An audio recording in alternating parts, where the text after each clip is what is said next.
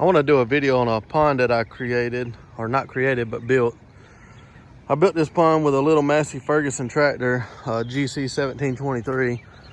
And this right here, to about where it curves over there, all of this dam was built.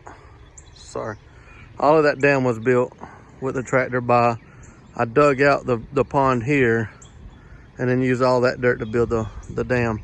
So it's kind of like, it's built sort of like a pool. It goes from here at about 1 to 2 foot deep, and it just constantly goes down to, right now at max capacity, it's about probably 6.5 foot deep on the deep end.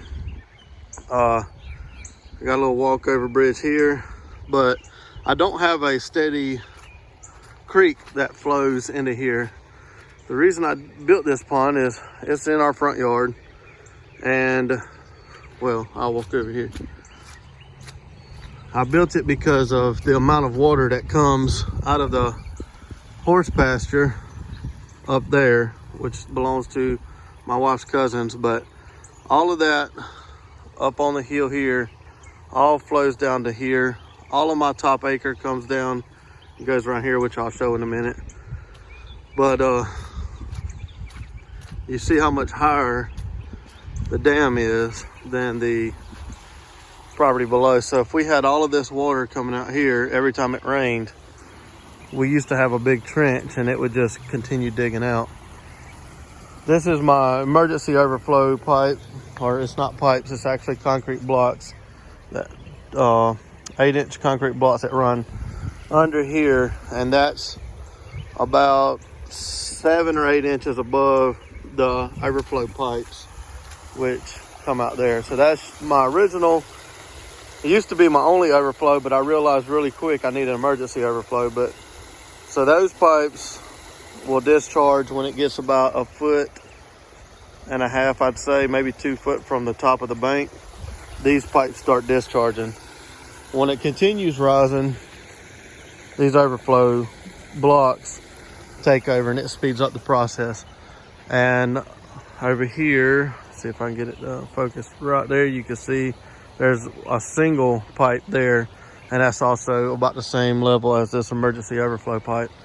And then you see how the property dips right here. So if something happens and we get some crazy amount of rain and the overflow pipes can't keep up, instead of washing out my dam, it will go around that way.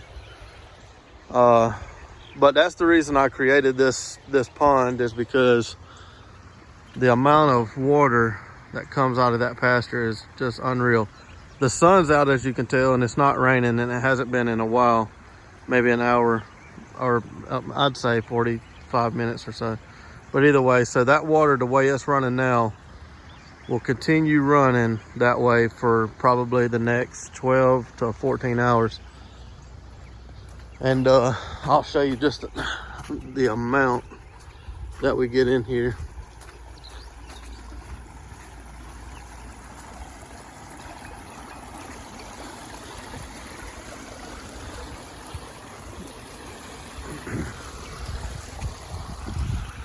This steady stream is coming off of the fields up there.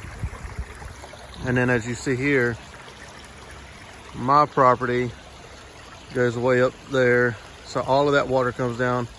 It's a little ravine I cut in and comes this way as well, just to keep it run away from my house. The same as this here. But anyways, it gets a good bit amount of water in here.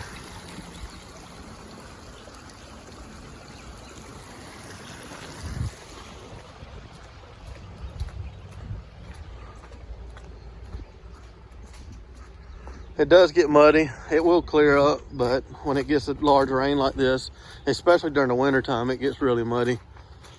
And also, you see we got woods here.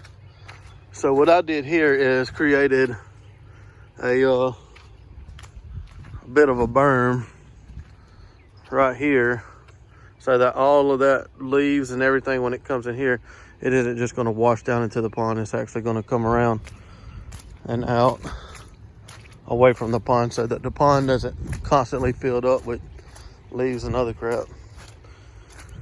It's got a little piece broken off, but you can see it's actually working.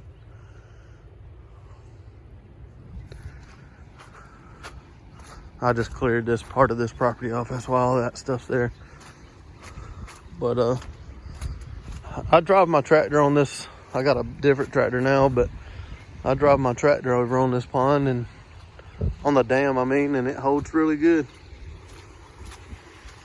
But you see the amount of water. This is just from overflow. So all of that's just overflow water that, if you look and notice right there where it goes out, right there, how it's starting to create a washout. I'll keep having to fill that in if we keep getting rains like this, but for the most part, the dam and the pond is doing its part in keeping that from happening.